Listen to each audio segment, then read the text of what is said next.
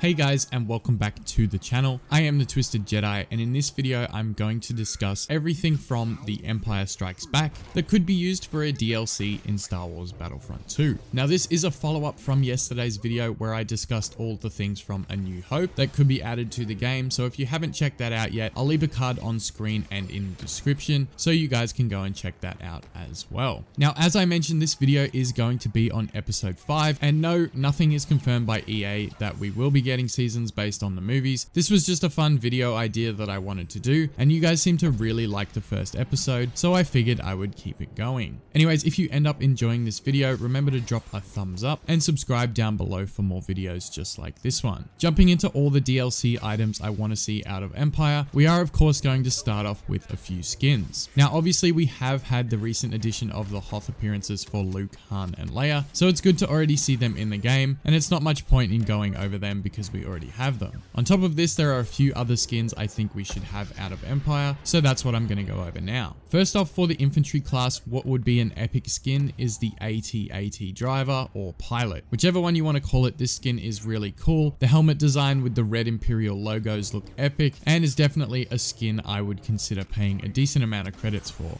Obviously we don't see this appearance much, but while on Hoth we can see these troopers driving the AT-AT, which is what they were designed to do. For the Rebellion, we could add the Rebel pilot skin for infantry, which I think would be really cool, as the orange jumpsuit running around the map would give a lot of diversity in terms of appearance. I feel like this would have to go with the assault class, although I'm sure it could work for others as well. I don't really mind where it goes, I'd just like to see it added. Getting away from Hoth and moving towards Bespin, another cool skin for the light side would be the Bespin Wing Guards. If you don't know who these guys are, they are featured on Bespin in the Administrator's Palace, and they're essentially Lando's bodyguards. They wear a light blue uniform which actually looks pretty cool, and they were in Battlefront 2015 as part of the Bespin DLC. On top of this, while we are at Bespin, the cybernetic human skin could be really cool, which I feel like would probably go to the officer class, as he's kind of Lando's support in the palace. This skin is pretty cool, but I would only rate it at like an uncommon or maybe a rare if they're lucky, so I think 10,000 to 20,000 credits is more than enough for this one. Getting into the hero skins, like I mentioned, we already have the Hoth skins in game, so the first hero skin I want to see is Dagobah Luke. Now I know I have joked about Luke's skin with Yoda on his back, and as funny as that would be, I just don't think it'll happen. It's a little bit too difficult for him to manage. In saying this though, the skin without Yoda is still something different, and with the tan colored pants and tank top, I can see this being a decent skin for him. He'd definitely still have the blue lightsaber, obviously, because we don't see the green one until episode 6, so this could be a good skin for Luke.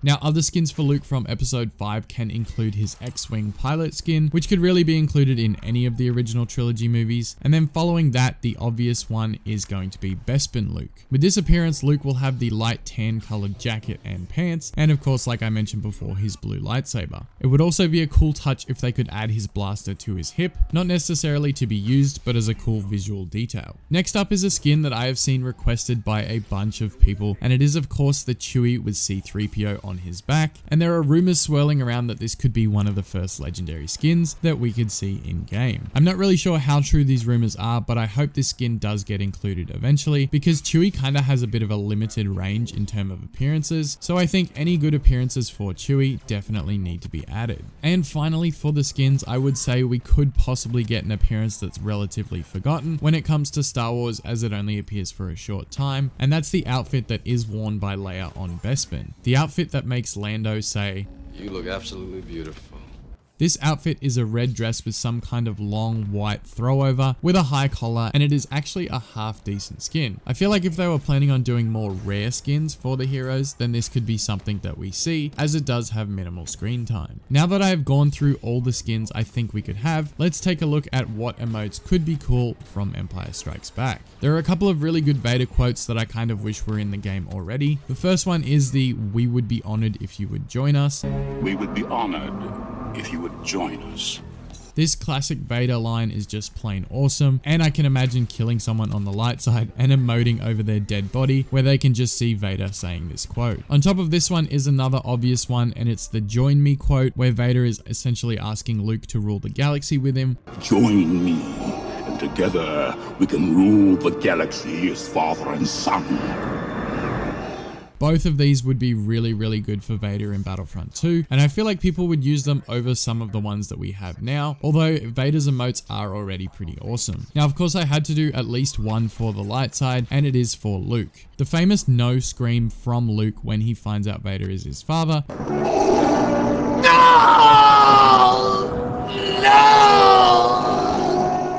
Is the perfect emote again for standing over someone's dead body that you just killed and taunting them just for fun. You could possibly even add the whole line in where he says that's impossible, or you could keep it short and sweet and just use no. Anyways, getting away from emotes now, let's talk about maps. I think a variation of the current Hoth map would be nice. If the devs added like a Twilight on Hoth setting, similar to what they had in Battlefront 2015, I think that could be a really cool inclusion, as well as I really love the dust setting on Naboo that they've already added, which is of course my favorite map. So I think if you just give the different maps different time of day settings, it could add a lot of variation and make it better when you do have to play them back to back twice. I feel like playing the same time of day on the same map is a little bit repetitive to do it twice in a row. So if they change the settings a little bit, I don't think it would be as bad. As for brand new maps, I think Dagobah could be included for small game modes like Heroes vs Villains, Strike, and Blast, as it seems to have a really good setting for it. The dark eerie swamps on Dagobah would make it so that you can hear enemies stepping in puddles, and the trees provide plenty of good cover as well, so I think it could work perfectly. If this was made for a Heroes vs Villains map, it would be cool if you were playing as the light side, or even just as Luke, and you could hear voice lines of Yoda or even Obi-Wan like he does in the film. I mean, I know Yoda is probably running around on the map with you in HVV anyways, but I think it would still be a nice touch. They could use lines from the movie of Yoda's training with Luke, and I think it would be really, really cool to hear. Another small map that could be included is the Carbonite Freezing Chambers on Bespin. This map was in the DLC for Battlefront 2015, and it was actually pretty fun. I wouldn't mind seeing it return for Battlefront 2, and I think it's a cool setting for the smaller game modes. Something they could add to this map is if you're running through the main platform where Han gets frozen, then maybe they have the little hatch open, and if you fall into it, you die, and it comes up with defeated like when you fall off the map. So those would be a couple of good small maps. However, for Galactic Assault, I would really love to see Cloud City return from Battlefront 2015. We don't really see this in Empire Strikes Back, as most of it's set in the Administrator's Palace, but it would still be really cool off the first game. We definitely need more Galactic Assault maps, and I think this could be an easy one to do, and will add some more variety and fun to GA. Now, getting into the heroes for this DLC, it was quite tricky for me to find them. For the dark side, the only characters we could really expect in a DLC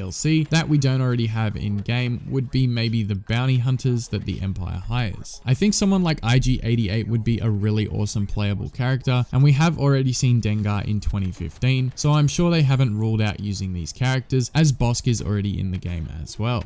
I couldn't really think of any light side heroes because the story mainly revolves around Luke, Leia, Han, and Chewie, who are all already in the game. If you guys can think of any light side heroes that would be worthy of a hero slot from episode 5, then be sure to drop it in the comments below. Now, for our offline players in arcade, don't think that I have forgotten about you, but I think a different kind of game mode would be cool. Rather than a battle scenario, they could give us Luke's Dagobah training mode, where in this mode you would have to perform certain tasks in a time limit, or maybe press certain buttons in order to perform a task. I'm not really sure how they would do it, but it could be really cool if they made it work. And if they had the mission ending with you taking on Vader in a one-on-one lightsaber battle and defeating him, they could then show a clip of Luke cutting off Vader's head and the helmet exploding out the front. It's something different and most likely won't happen, but it's fun to think about, and these are the things that I do in my spare time, so let's just roll with it for now. Anyways, that brings us to the end of this speculation video. Remember that none of this has been spoken about by EA or DICE, and it is purely something that I thought would be fun to make a video on, so don't take it too seriously. In saying that, if you did like this video, smash the thumbs up and comment down below what your favorite Star Wars movie is, and if you want to see more videos like this one. Also, if you are new to the channel, be sure to subscribe and turn on notifications for when I post a new video. As always guys, thank you so much for watching. I am the Twisted Jedi, and may the Force be with you always.